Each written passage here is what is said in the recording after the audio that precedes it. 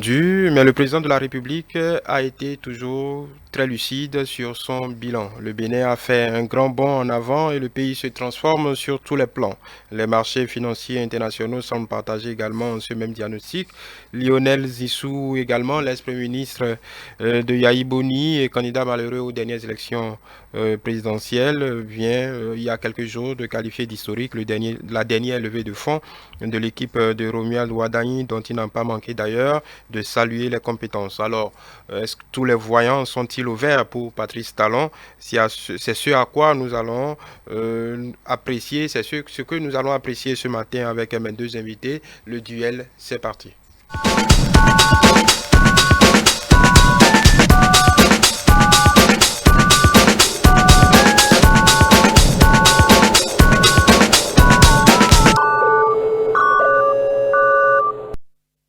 Alors, pour le duel de ce matin, je reçois Benjamin Avlessi, analyste politique.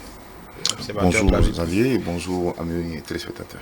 Voilà, et en face, Karim Goudi, des démocrates, secrétaire adjoint à la jeunesse, de la jeunesse et des sports du parti Les Démocrates. Alors, Patrice Talon, un bilan solide, une candidature légitime, c'est la question. Je vais commencer par vous, Karim. Quel est votre... déjà, est-ce que la déclaration de candidature vous a surpris? Merci beaucoup Xavier. Je profite pour saluer vos téléspectateurs et auditeurs. Je profite aussi pour souhaiter bonne année aux militantes du parti Les Démocrates. La déclaration de candidature du président Patrice Talon, nous, ce n'était pas une surprise pour nous. Ça n'a pas été une surprise. Mais seulement ce qui a été une surprise, c'est le bilan dont vous parlez. Le bilan dont vous parlez, ça a été une surprise que des gens, des têtes pensantes, disent que ce bilan-là est un bilan élogieux alors que c'est un bilan catastrophique. C'est un bilan calamiteux et au cours de l'émission, je vais vous donner des preuves palpables. Je parlerai en français facile, des chiffres terre à terre, des faits terre à terre, pour montrer réellement que de 2016 à 2021, le Bénin a eu à sa tête une équipe qui n'était pas à la hauteur de la tâche à eux confiée par le peuple. Voilà. Benjamin Avlessi. Merci. Moi, je dis bonjour à Karim, bonjour à tous les auditeurs et téléspectateurs de E-Télé. Bon, le oui du président Talon, il le fallait. Il le fallait pour faire asseoir une certaine valeur que nous avions acquis, pour faire ancrer dans les mœurs prochainement les comportements et attitudes que le gouvernement a imprimés à tous ceux qui étaient même autour de lui et puis ceux qui étaient aussi en dehors. Vous savez, quand vous donnez une éducation à un enfant, vous avez l'obligation de vous assurer que cette éducation que vous avez donnée à l'enfant prochainement est ancrée dans ses habitudes et qu'il pouvait l'exprimer partout où il irait.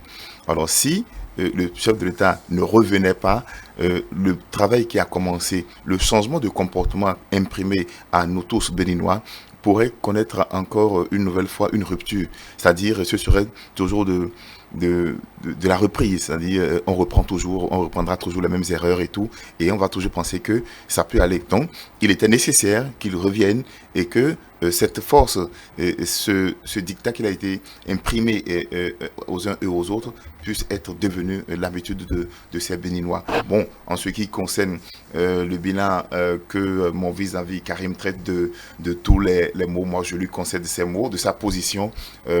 C'est des gens qui pour la plupart ne voient que le mal partout. Ils voient du noir partout. De cette position, ils sont habitués à peindre tout du noir. Donc c'est bien dommage. Moi, j'ai un conseil à lui donner. Au fil de l'émission, personnellement, je vais lui donner en direct. Ok, vous voyez tout en noir de votre position? Non, tout en noir, c'est trop dit. Quand on dit que... Vous savez, c'est très facile. Vous allez voir au cours de l'émission quand on va aborder... je vous rappelle qu'on est déjà dans l'émission. Oui, bien sûr. Bon, d'accord. Durant l'émission, durant l'émission, nous ne sommes pas en off, c'est vrai. Durant l'émission, vous allez constater que tout ce qu'ils vont avancer, tout ce que les mouvanciers avancent souvent, ce n'est pas du concret. Donc, allez-y. Voilà. Moi, j'ai j'ai des projets que eux-mêmes ils ont dit. Ils ont dit voilà, nous sommes venus, ils ont annoncé en grand fanfare. Je vais vous citer les projets. Et je vais vous montrer qu'aucun projet n'a été livré. Le premier projet, c'est le projet de contournement de la ville de Cotonou. Je parle aussi de la construction d'un hôpital de grand standing, de haut standing. La construction des marchés. La construction des stades. La construction de l'aéroport de Glodjibé. Et le projet des 10 000 logements, je pense que c'est 10 000, mais 20 000 logements. Mais tous ces projets lancés en grand fanfare, aucun projet n'a été livré. Aucun. Nous sommes bientôt, le président Patrice Talon fera 5 ans. Maintenant, que je cite tous les projets que je cite là, ce que je cite là, il peut tout noter. S'il veut, je relis encore. Non, il a noté. Voilà. Donc, aucun n'a été livré. Et maintenant, quand on me dit un bilan, ça c'est sur le point construction, infrastructure, ce que eux-mêmes ils ont annoncé. Le président Boudiya nous a habitués à commencer des projets, à aller sur le terrain, à mettre la pression sur les entrepreneurs et à achever les projets. C'est ce qui nous a habitués. C'est un rythme que le président Boudiya avait lancé. Ils sont venus en 2016, ils ont dit on fera mieux que ça. Ils ont lancé des projets en fanfare et finalement aucun projet à la fin. Mais au lieu qu'ils se cachent, en principe ils devaient se cacher, mais sans ce temps ils sortent comme s'ils ont affaire à des gens qui ne sont pas intelligents, qui ne peuvent pas analyser pour dire mais on a fait des trucs immenses. Ça ce n'est que sur le plan des infrastructures dont je vais m'arrêter là pour l'instant. Sur d'autres plans encore, je vais vous citer encore des choses. Voilà. Moi, en fait, mon ami Karim, mon vis-à-vis, je trouve, je les comprends, comme je l'ai dit tout à l'heure, c'est des personnes qui ont pour rôle de faire sortir tout le temps le mauvais. Et puis, vous savez, excusez de peu, pour mon ami Karim, je vais lui dire, si aujourd'hui il n'a pas envie de supporter le président Patrice Talon, alors il n'a qu'à s'abstenir de faire la politique. Ça, c'est le conseil que je vais lui donner. Alors, je m'explique mieux. Il a parlé des constructions de stades, des ceci et des morceaux. Et il a donné un exemple qui, ma foi, a failli me faire tomber de le renvers de ma chaise. Oui. Il dit, le président Yahya Boni nous a habitués à aller sur le terrain, à mettre pression et à finir les projets. Oui. En oubliant que l'Assemblée est restée là, avec des milliards qui ont été engloutis, où on ne connaît pas la suite. En oubliant que les poses de première pierre, aujourd'hui, il y a des pierres qui sont posées dans des brousses, où sont restées là, où les herbes ont entouré, où, je ne sais pas, des poses de première pierre à tous azimuts, qui n'ont rien donné du tout dans ce pays. Qu'on donne de ces exemples aujourd'hui et qu'on nous liste cela comme pour montrer que de par avance quelque chose se passe, c'est écœurant. Et puis c'est meurtri, c'est suicidaire que des Béninois refusent de voir au moins. Moi j'aurais aimé que vous les opposants, que vous dites quelque chose est fait. Par contre, nous ne sommes pas satisfaits. C'est encore mieux et ça fait un discours sincère. Et ça permettra en fait au peuple de vous suivre prochainement. Mais quand vous dites tout est mauvais, sur le plateau. Tout est mauvais. Non, vous êtes sur le plateau. Dites-nous ce qui est fait. Suivez-moi, monsieur. Non, je peux vous le lancer. Non, je vais prendre la parole. Maintenant, vous dites, non, attendez. Vous dites, reconnaissez au moins. Non, permettez que je vous pose une question. Permettez que je vous pose une question. Dites au moins ce qui est fait. Dites-nous ce qui est achevé. Ici, celui qui pose les questions, c'est Xavier. Allez-y. D'accord. Et donc, je ne suis pas dit à répondre à vos questions. Demandez à Xavier de me poser la question. Je vais répondre. Okay. Alors, vous avez dit tout est à l'état. On n'a rien achevé. On n'a rien fini. Heureusement qu'ils disent ils n'ont pas fini, ils n'ont pas livré. Ils ne disent pas, ils n'ont pas commencé. Vous voyez le discours. C'est des gens qui essaient de trouver ce qu'ils ont envie de trouver sur ce que vous faites. Vous avez l'habitude, vous les opposants, de trouver des poils sur des œufs ou des poils sur la tête du chauve. C'est anormal et puis c'est un problème. La construction des stades, c'est à quel niveau aujourd'hui de pourcentage? Dites-nous si vous avez vraiment l'information. Le nombre de pourcentages, s'il vous plaît. Excusez-moi, le nombre de stades qui ont été lancés, combien aujourd'hui, quel est le pourcentage d'exécution de ces travaux-là? Si vous avez les vrais chiffres et que vous voulez faire un débat sincère et vous êtes venu vraiment pour montrer les limites de ce que éventuellement vous estimez qui n'est pas fait, vous devez pouvoir dire ces travaux, par exemple, ont été seulement exécutés à 3%, à 2%, à 10%. À 15% et du coup n'atteignent pas les 50% au moins d'exécution et pourtant ils nous en parlent. Promenez-vous si vous voulez, allez juste à Ménotin, voyez à quel niveau ça se trouve, demandez aux ingénieurs, vont vous donner le pourcentage. Allez au Wedo, sur le site de Wedo, demandez aux ingénieurs comment ça se passe. Maintenant, moi je ne suis pas là pour vous dire on a fait des routes, on a fait des ceci, mais je vais vous parler maintenant de la bonne gouvernance. Moi, en fait, c'est ça qui m'intéresse beaucoup plus. C'est juste là que je veux mettre l'accent sur, c'est sur ça que j'ai envie de vous mettre l'accent. Par rapport à la bonne gouvernance aujourd'hui, par rapport à notre économie, si vous suivez les presses et si vous suivez tout ce qu'il y a comme résultat, si vous suivez tout ce qu'il y a comme information autour de plans économiques, vous allez constater quand même que malgré la pandémie, nous avions fait des efforts que d'autres pays qui ont de la capacité beaucoup plus que nous n'ont pas réussi. Et ça par exemple, c'est à louer, c'est à féliciter, c'est à encourager. Mais c'est dommage et c'est afférent, Xavier, que mes chers, aujourd'hui, hier, complètement incapable de nous montrer et de faire quoi que ce soit aujourd'hui, veut s'iriger en donneur de leçons. Oh, ils n'en sont pas un. Ils sont véritablement loin de constituer des exemples pour nous. Parce qu'ils n'ont même pas d'idéologie, ils n'ont même pas d'idéal. Et puis, c'est eux qui veulent aujourd'hui peindre tout en noir. Non, reconnaissez au moins ce qui est bien fait. Mon cher encore, je vous l'ai dit, je vous le répète, si vous n'avez pas envie de support du président Talon, abstenez-vous de cette campagne. Bonne gouvernance, vous voulez mettre l'accent sur Je mets l'accent sur la bonne gouvernance. En fait, tout ce qui est fait en matière de construction, tout le monde voit. Les Béninois voient. Je n'ai pas besoin de citer. Je n'ai pas besoin d'en parler. Aujourd'hui, il sait, avant de venir ici, il sait sur combien de voies il est passé. Il sait la facilité qu'il a aujourd'hui à circuler. Il sait aujourd'hui ce qu'il a comme atout. Il sait aujourd'hui qu'il ne tombe plus dans les eaux, dans les flaques de n'importe comment à Cotonou. Il sait aujourd'hui que il vit un certain nombre de choses où sa fierté peut lui donner de dire au Bénin, nous avions ceci. Mais malheureusement, il ne veut pas reconnaître. Moi, je n'ai pas envie de lui citer cela. Non. Il n'a qu'à citer ce qu'il veut. Mais il n'a qu'à faire l'effort de nous donner les chiffres réels d'exécution pour qu'on fasse le débat réellement par rapport à cela. Monsieur Ablessi parle de bonne gouvernance. Mais justement, monsieur Xavier, justement, c'est parce que sous Patrice Talon, la gouvernance est tellement opaque qu'on ne peut pas parler. Il doit être un magicien pour savoir quand quelque chose est opaque, pour savoir que réellement, c'est-à-dire que réellement il voit dedans et que c'est bon. Alors, je voulais revenir un peu sur ce qu'il a dit. Il dit d'aller au niveau des chantiers pour voir le décret d'exécution, et ainsi de suite. Je voulais lui dire ceci. Voilà l'inconvénient d'avoir un parlement monocolore à l'Assemblée nationale. C'est le rôle des députés de poser des questions au gouvernement où ils en sont par rapport à l'exécution des projets que ils ont lancés. Personne ne pose la question au ministre. C'est-à-dire, personne ne dit rien. Vous ne suivez pas les questions. En fait, moi, ce qui me dérange, vous n'avez pas vu des députés aller eux-mêmes sur le chantier. Attendez, c'est moi qui ai la parole ou bien c'est la parole? Oui. Non, je demandais juste pour relancer. Oui. Vous ne suivez pas les questions au gouvernement à l'Assemblée nationale. Les questions que vous avez suivies, vous avez constaté une fois qu'on a posé la question à un ministre où ils en sont par rapport à l'exécution des projets? Moi, je n'ai jamais subi ça. Moi, je n'ai jamais vu ça. Et le doyen d'âge de l'Assemblée nationale, l'honorable Wali Zoumarou, l'a dit à plusieurs reprises, malgré qu'il soit de l'autre côté. Mais il dit parce qu'au moins lui, ça concerne lui gêne, qu'à l'Assemblée qu'il n'y ait pas de débat, qu'on ne pose pas de questions, au ministre pour que les ministres rendent compte. Tout à l'heure, quand il a parlé de la bonne santé économique, des mesures qui sont plus sur le plan économique, ça m'a fait sourire.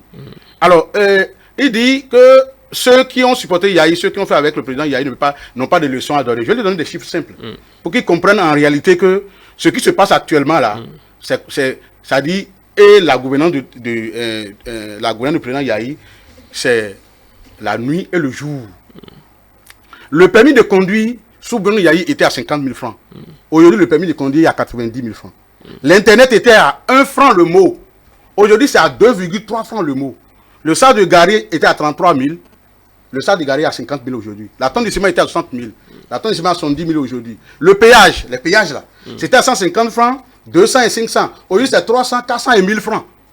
Et quand vous payez tout ça, vous passez, vous continuez encore, vous voyez encore que les routes encore sont cabossées. Non, je continue, permettez que je continue. Oui. Permettez. Et le bidon d'huile de 25 litres était à 17 000, aujourd'hui c'est à 21 000. Tout ce que je dis, vous pouvez aller sur le marché. Oui, allez-y. Voilà. Maintenant, le casier judiciaire était à 700 francs, aujourd'hui c'est 2 000. Et le sac de maïs était à 17 000, aujourd'hui c'est à 28 000. Voilà par exemple des exemples concrets d'une bonne gestion économique du président Yahi par rapport à ce qui se passe. Non, permettez-moi que je finisse. Une bonne gestion. Oui, une très bonne gestion du président Yahi. Laissez-le finir. Très bonne gestion du président Yahi par rapport à ce qui se passe actuellement. C'est-à-dire, ce n'est même pas à comparer.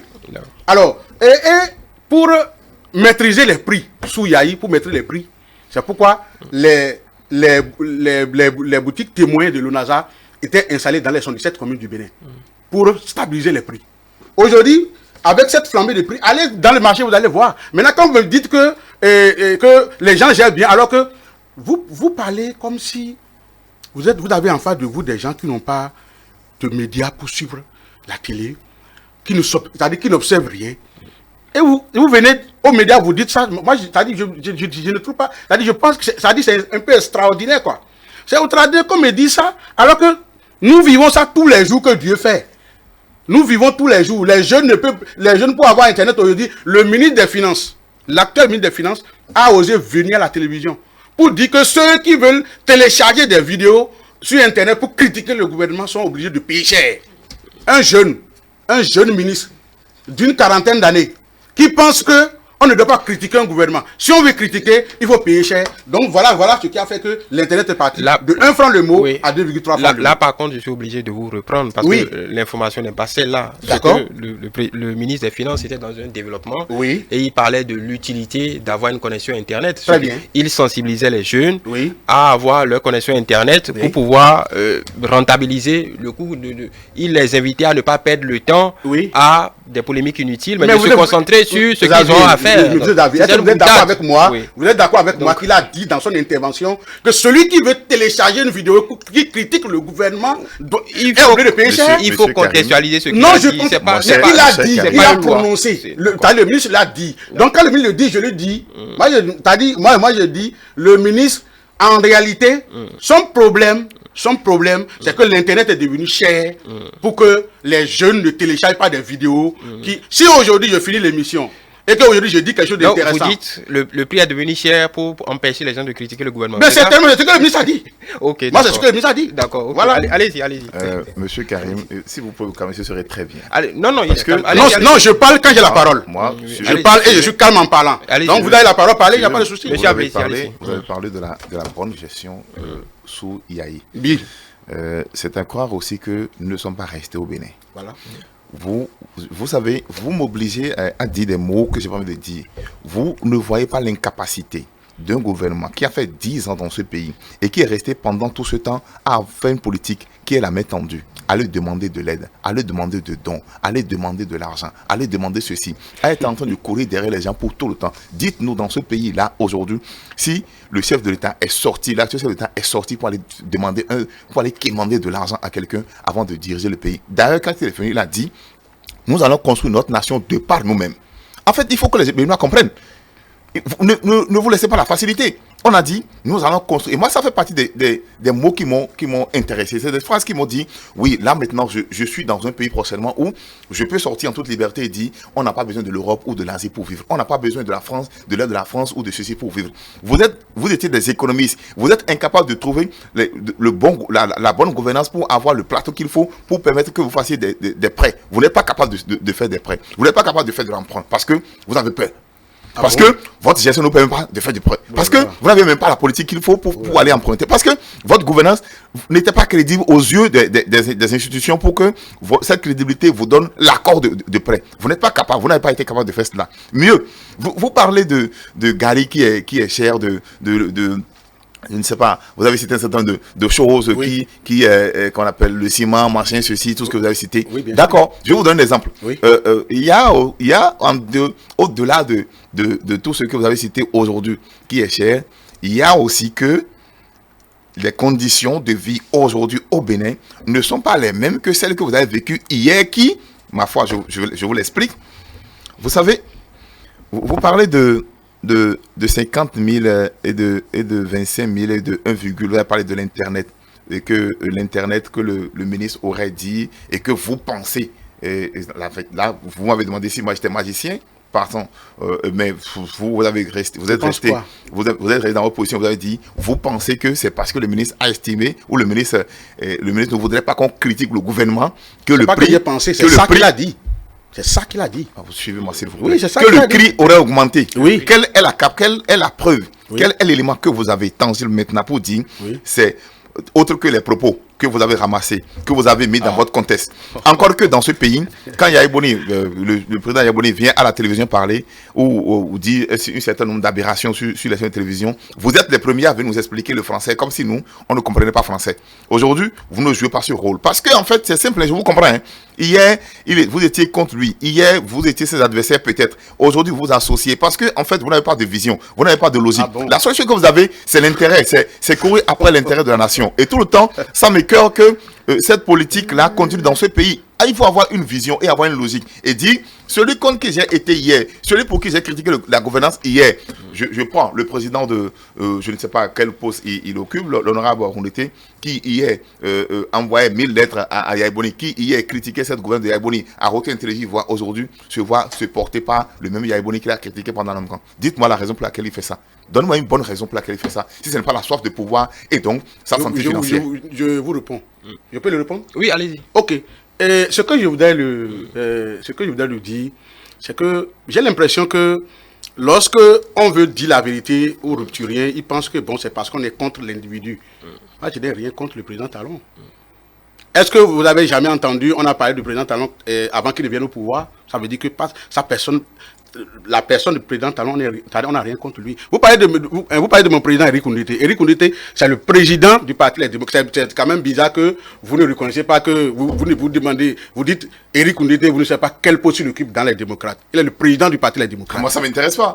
Non, ça doit t'intéresser. Non, ça doit t'intéresser parce que tu as parlé de lui. Si tu ne parles pas du président Eric, c'est-à-dire, je ne vais pas parler de vous. C'est-à-dire, je ne vais pas revenir sur ça. Alors, si vous êtes jeune et que vous suivez l'actualité, vous devez reconnaître quand même que le président Eric Koundété est le président du Parti des démocrates. Et je vais vous dire, le président Eric n'était pas contre le président Yahi. Il était contre la façon dont le président Yahi gérait. Ah bon? Oui. Être contre un système. C'est contre un système. Mise en place par un individu. Mise en place par un individu. Géré par un individu. Bien sûr. Et vous êtes sûr, vous avez des éléments sur l'honorable Eric Koundété hier que vous écoutez chaque fois, qui n'a pas indexé le président Yaya Boni en son temps. En fait, si vous avez des preuves, s'il vous plaît, c'est moi qui ai d'abord la parole. Non, c'est moi qui ai d'abord la parole. Non, je voudrais vous dire ceci. Parce qu'il faut que vous vous calmez. Que vous calmez. Oui, il faut que vous vous calmez parce que j'ai l'impression que... Non, j'ai l'impression que vous avez un problème maintenant avec le président Eric. Aucun. Non, j'ai l'impression que vous avez un problème. Parce que le président Eric était contre le système qui était mis en place. Le président Eric n'était pas contre la personne du président Yaya Boni. Et aujourd'hui, ce pourquoi le président Eric était contre hier, c'est ça qui continue aujourd'hui. C'est pourquoi il est contre la gestion du président Talon. Et il s'associe aujourd'hui avec celui qui avait mal bien sûr. Hier. Mais si... vous dites bien sûr. Bien sûr. Vous criez. Oui, bien sûr. Mais bien sûr. Mais pourquoi... Je ne comprends pas pourquoi vous refusez, quand vous prenez la parole, vous n'aimez pas qu'on vous interrompe. Non. Mais vous parlez, quand quelqu'un prend la parole, vous l'interpellez d'une manière arrogante. Oui, non, de toute façon, mais c'est ça qui est bizarre. Ce qu'on aura compris, c'est que vous assumez complètement cette position du président Koundété. Non, je n'ai pas fini. C'est une association, oui. C'est un parti reconnu par la loi, donc allez-y. Non, l'association du président Koundété avec l'ex-président. L'ex-président. Mais ce n'est pas un problème, mon frère. Pourquoi tu penses que c'est un problème que quelqu'un s'associe avec quelqu'un d'autre? Alors, d'accord, on gagne du temps. Il disait tout à l'heure que les gens sont incapables, les gens n'ont rien fait, ainsi de suite. Moi, c'est dommage qu'un jeune parle comme ça. Que ce soit un jeune qui parle comme ça, c'est vraiment dommage pour le pays. J'ai ici des ratifications des accords de prêt sur le financement de l'asphaltage. Des gens que vous traitez d'incapables hier, là. Ils ont ratifié des prêts qui aujourd'hui profitent au système que tu supportes. Et je le dis en même temps, la loi numéro 2015, du 20 mars 2015 portant autorisation de ratification de prêts, signée à Cotonou le 17 décembre 2014 entre la République du Bénin et la BOAD dans le cadre du financement partiel du projet de pavage des rues dans les villes de... Non, je cite les villes. Allez-y. Dans les villes de Bembeleke, Bonou, Bopa, Dobo, Ifanyi, Kalale, Karimama, Tangueta, Zapota et Zé. Vous avez pris ça. Et pourtant, vous dites que ceux-là sont incapables. Deuxième loi. La loi 2015, de 19 janvier 2015 portant autorisation de ratification de l'accord de prêt signé à Cotonou le 17 décembre 2014 entre la République du Bénin et la BOAD dans le cadre du financement partiel du projet de pavage des rues d'assainissement des villes d'Aboumé Kalavi, la phase 2, à Tiémé, Avrankou, Azové, Kérou, Malanville, Zobodomé, et la construction du pont sur la traversée lagunaire de Djonou entre Kokotomé et Ouamé. Vous avez fini ça, vous avez applaudi à grand fanfare, c'est les autres qui ont mobilisé les sous. D'accord. La loi, non, laissez-moi finir. Laissez-moi finir, c'est moi qui ai la parole. La loi numéro 2015 du 20 mars 2015 portant autorisation ratification de l'accord de prêt signé à Jeddah le 10 décembre 2014 entre la République du Bénin et la Banque islamique de développement dans le cadre du financement partiel du projet d'aménagement et du bâtiment de la route Banikwara, Kérou, frontière du Burkina Faso. La loi numéro 2015, et c'est la dernière loi, du 21 décembre 2015 portant autorisation et ratification de l'accord de prêt signé à Cotonou le 22 juillet 2015 entre la République du Bénin et la BOAD dans le cadre du financement partiel du projet de pavage des rues et d'assainissement dans 12 villes à savoir Alada, Banikwara, Bante, Basila, Kove, Djidja, Glazoué, Gogounou, Bateri, Ouessé, Sebana et Tofo. Voilà ce que les gens ont fait. Ce que vous jugez incapable, qu'ils sont incapables, ils ne peuvent rien faire. Vous ne faites que parler, vous ne faites pas des actions. Je vous ai cité des projets ici que vous-même vous avez lancés à grand. L'ORTB a diffusé en boucle. Et aujourd'hui, rien. Il n'y a rien. Donc pour vous, rien n'est fait. Rien n'est fait. Okay. Mais qui ne prouve le contraire. Dieu merci. Oui. Allez-y, on évolue. Que vous et moi, nous sommes tous au Bénin et que vous estimez que rien n'est fait. Oui, rien. Écoutez-moi, s'il vous plaît. Oui. Vous m'avez traité d'arrogant ici. Moi, je ne le ferai pas. Je vous concède votre mot. C'est pas grave. Mais puisque vous dites que quelqu'un crie. Puisque vous êtes face à quelqu'un que vous respectez. Et si vous respectez quelqu'un, vous avez dit, il crie sur un plateau. Allez-y, allez-y. Ici, pour se parler à mon avis.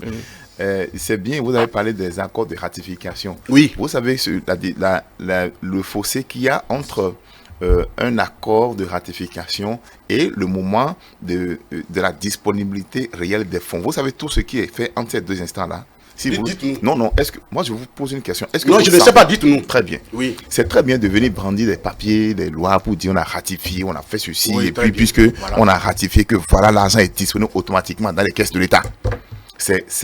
C'est d'une manque de connaissance que moi je vous concède. Mais non, pas moi. Logiquement, non, si tu dis ça, je t'arrête parce que quand j'ai lu les lois, je n'ai pas dit que l'argent est disponible d'un seul coup. Très bien. Si vous n'avez pas d'argument, Dieu merci. Non, si vous n'avez pas d'argument, suivez-moi. Alors, moi, ce qui me Monsieur Karim, vous allez réagir. Non, faut pas qu'il notez. Vous avez parlé de ratification et maintenant j'ai dit Dieu merci que vous venez de dire que en disant que la ratification a existé, que vous n'avez jamais dit que l'argent a existé. En fait, c'est déjà automatiquement. Bon. J'ai dit automatiquement. Oui, c'est déjà. Ça veut dire que l'argent est ici après. Et ils ont utilisé l'argent. Et aujourd'hui, ils disent que. Monsieur Karim. L'argent existait comment? Notez vos points. Non, permet qu'il me pose des questions. L'argent a existé comment?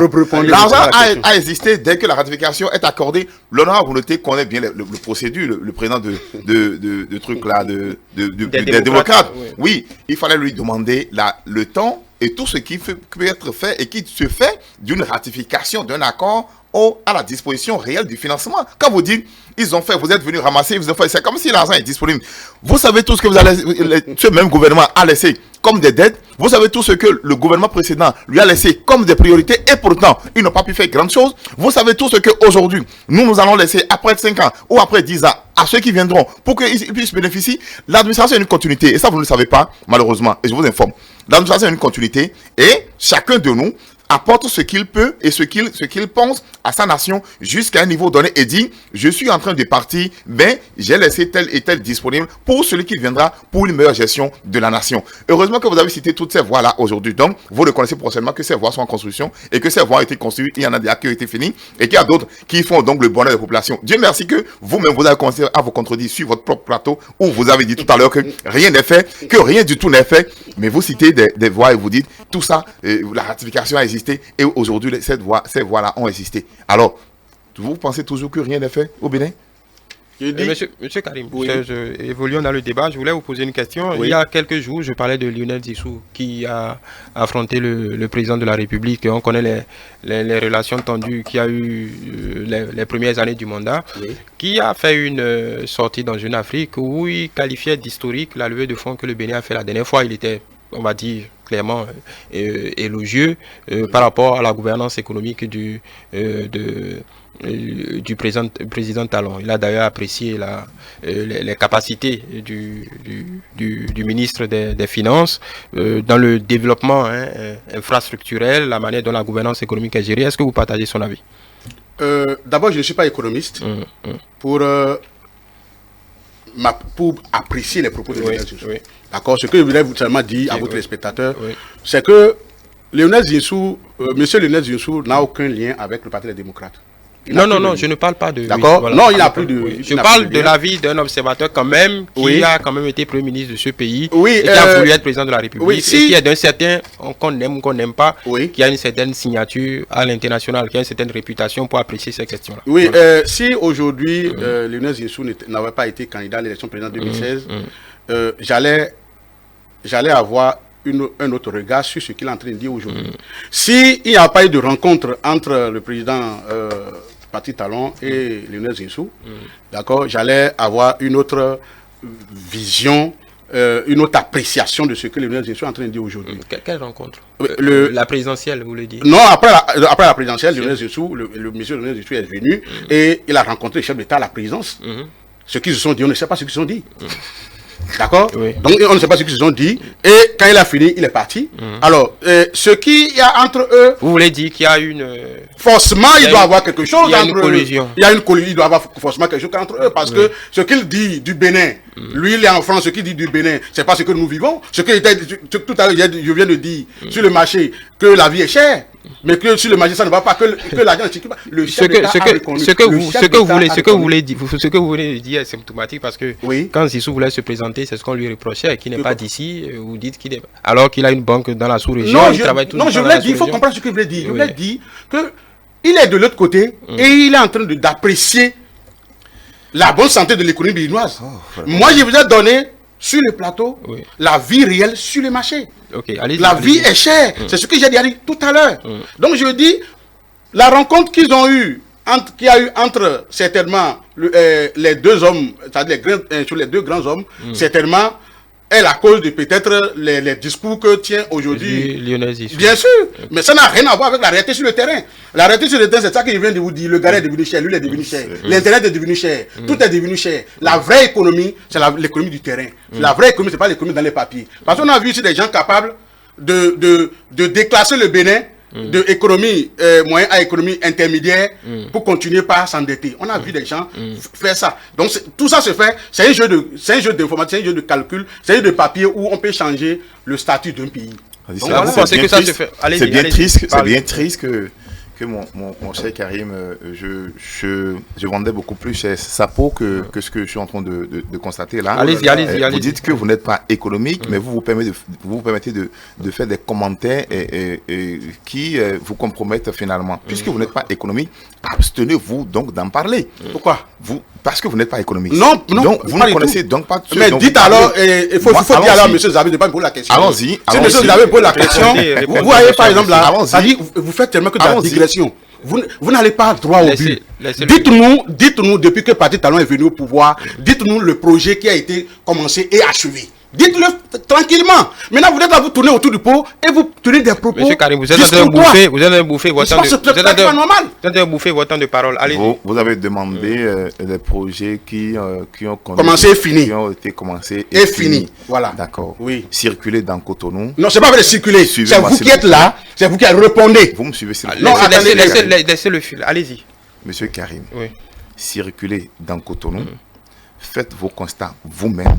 Et de ces constats que vous ferez vous-même, vous allez tirer donc les conclusions. Moi, je n'ai pas envie de vous répondre sur cet élément de projet qui a commencé au Bénin. Oui, laissez-le finir. Non, vous savez, il y a quelque chose que les gens citent. On dit, il y a eu ceci, il y a eu cela. Moi, j'ai dit, et je répète, je n'ai pas eu envie de faire cet exercice-là en face de vous. Parce que vous et moi, nous sommes tous au Bénin, nous circulons tous à Cotonou. Et tout au moins, il y a des voies sur lesquelles l'eau stagnante nous empêchait de circuler librement. Il y a des voies sur lesquelles les pavés ne nous permettaient pas de circuler. Aujourd'hui, vous pouvez circuler librement dans ces ruelles. Aujourd'hui, on vous pose une question simple. On vous pose une question simple. Et on vous pose une question. Attendez, je reprends. Et sont en exploitation aujourd'hui. Non, je pose une question par rapport. Et desservent les populations. Quand vous allez à Calavi, la voie tout au moins de Bilo-Cessi, elle est terminée. La voie qui fait le contournement de Bilo-Cessi, qui vient sur la voie pavée de SOS, elle est terminée. Mais si vous étiez de Calavi et que vous voyez ces voies-là, les difficultés, le désagrément que cela amène aujourd'hui. Demandez à ceux qui sont à Calavi combien aujourd'hui prennent pas ce détour-là pour rapidement se retrouver chez eux. Ils vont vous dire. On parlait des propos de Lionel Tissot. Je reviens sur le propos de Lionel Tissot pour continuer. Oui. Je dis c'est affreux. Et là, en fait, c'est la sincérité qui nous manque au Bénin. Vous savez, chez moi, dans ma langue fond, on dit avoir ça dit quand tu as un ennemi et qui s'est bien habillé, et l'aimabilité de lui dire, vous êtes bien habillé. Comme M. Karim d'abord, qui a porté une belle chemise que j'aurais souhaité qu'il m'offre à la fin si c'était possible. Mais ça ne faut pas m'obliger à trouver que puisqu'il a porté une belle tenue et qu'il est contre moi, alors la tenue qu'il a portée est de mauvaise qualité, n'est pas bon. En fait, c'est affreux, c'est cette psychologie, c'est cette mentalité que nous avons développée tout le temps au Bénin et c'est malheureux, c'est malhonnête. Moi, j'apprécie l'honnêteté de Zissou et ce n'est pas aujourd'hui. Dans le débat télévisé qu'il a eu le face-à-face contre le président Patrice Talon, il a dit, plus d'une fois, il dit, sur cet élément, vous avez raison. Quand le président Patrice Talon tenait des propos et que lui voyait que c'était qu'il dit, je reconnais sur ça, vous avez raison. Alors, ce monsieur-là, il est d'une autre classe. Il est d'une classe hors que la classe politique que nous connaissons au Bénin, qui n'est qu'une classe de machination, qui a la quête du pouvoir et puis de la facilité. Oui. Donc, allez, oui. Donc vous excluez, on va finir rapidement sur ce point. Oui. Est-ce qu'il peut arriver quand même que des hommes politiques prennent des positions et qu'on ne les accuse pas de collusion avec le pouvoir? Non, non, je dis peut-être qu'il y a eu cette collusion là. Ce que M. Lionel Tissot a dit, il a qualifié le Bénin, il a dit tout ça. Moi, je vous dis, je ne dis pas forcément qu'il y a eu collusion. Je vous dis son discours n'a pas un lien avec ce que moi je vis au Bénin. Et j'ai donné les preuves de ce que je suis en train de dire. Mais ce que je dis par exemple à mon ami qui est en face là maintenant, qui a un art de contourner les questions. D'accord? Je dis, il y a le projet de contournement de la ville de Cotonou. Il y a la construction d'un hôpital de haut standing. Il y a la construction des marchés, la construction des stades. Vous avez fait un tapage ici sur la construction des stades. Donc pour vous, c'est parce que les projets ne sont pas achevés.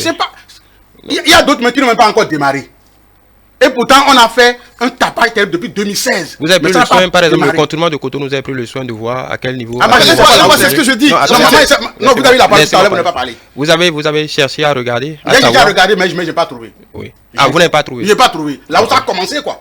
Je ne veux même pas là où ils ont évolué. Moi, je vais là où ils ont commencé. Mais je n'ai pas trouvé. D'accord. Oui. Donc vous ne savez pas qu'il y a un groupement français, Aegis, qui travaille sur les études, qui a été contractualisé depuis 3 ans. Donc on est encore à l'étape des études.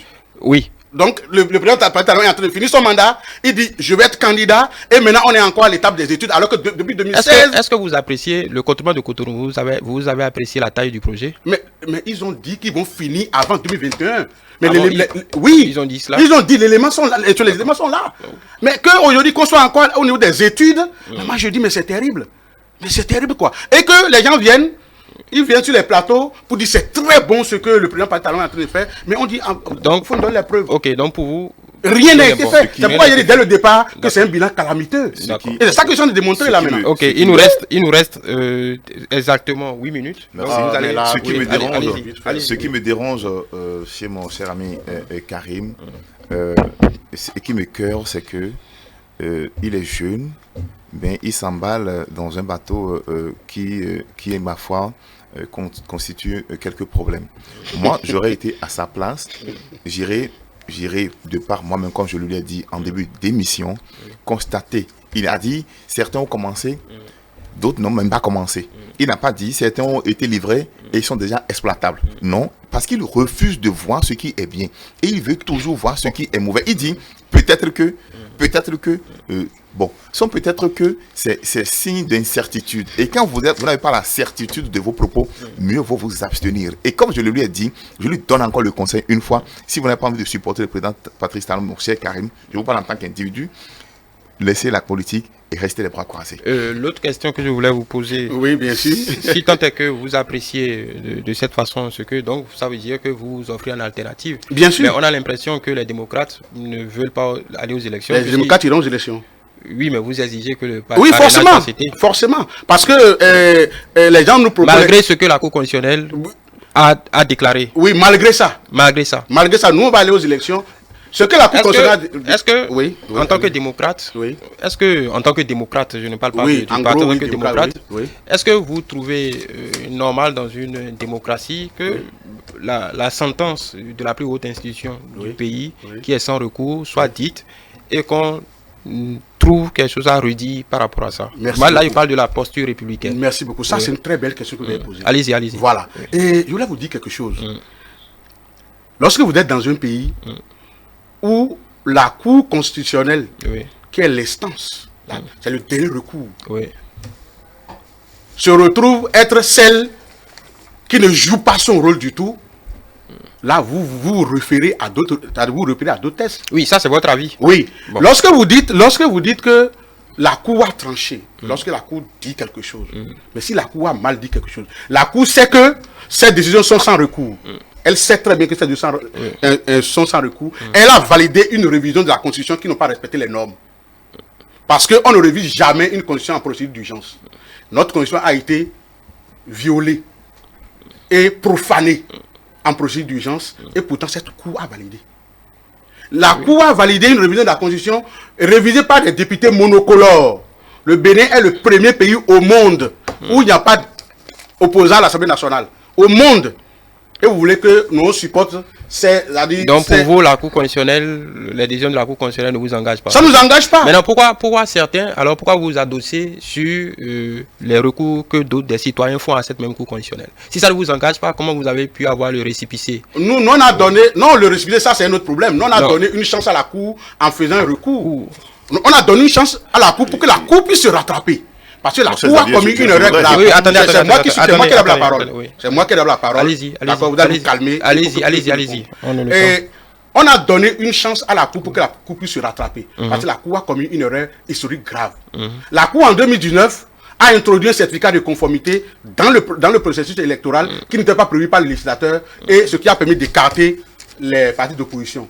Ce qui nous a amené à la crise pré-électorale et au crise post-électorale avec des pertes en vies humaines. Et on a déposé un recours pour dire à la Cour devait comprendre que voilà une chance qui m'est donnée pour que je puisse trancher et me réconcilier avec le peuple. La Cour ne l'a pas fait. La Cour a servi un homme, la Cour n'a pas servi le peuple. Donc c'est ça. Donc ça ne nous engage pas. Ça ne nous engage pas. Non, ça ne nous engage pas. En fait, il y a que mais les démocrates prennent une portion et puis laissent l'autre portion. Si vous n'êtes pas pour le parrainage, il ne fallait pas vous efforcer pour vous conformer et avoir le titre de parti aujourd'hui et avoir le récépissé. Quel lien? Logiquement, oui, laissez-moi continuer.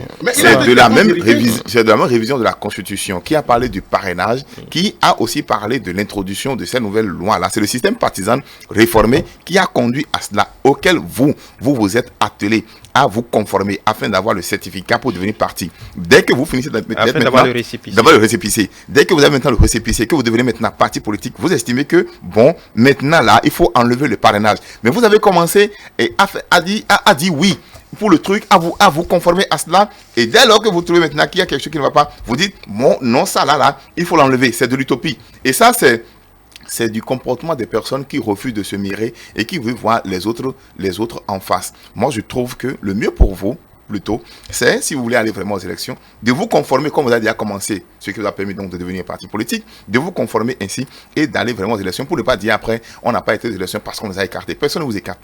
Personne ne vous écarte. Faites recours à vos ressources.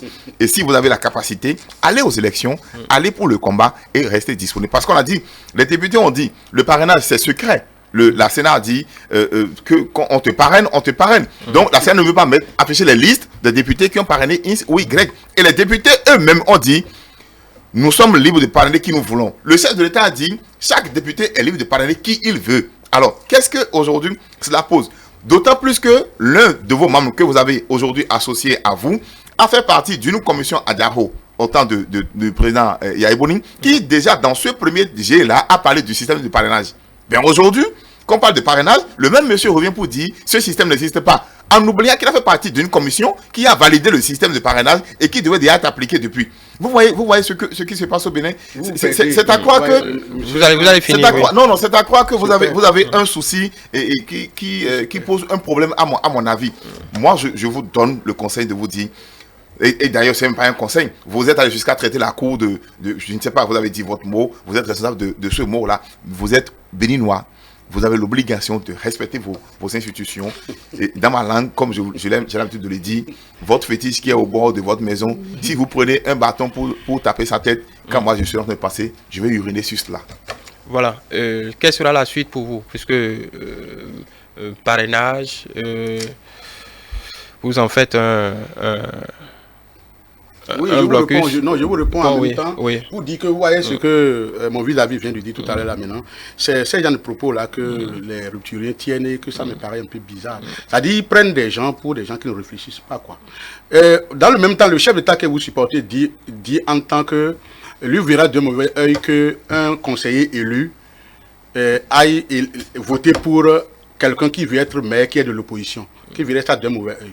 Le même chef d'État vient dire les parrains sont disponibles, vous allez prendre. Votre même charte dit que il n'y a pas de transhumance, c'est-à-dire il ne peut pas avoir de transhumance politique. C'est-à-dire quand un élu, quelqu'un est élu d'un parti politique, il ne peut pas transmettre pour aller de l'autre côté. Et c'est vous encore qui venez dire encore que les parrains sont disponibles et que les gens peuvent plus parrainer. Nous on veut prendre le pouvoir en la transhumance. Cette année, nous on veut prendre le pouvoir d'État.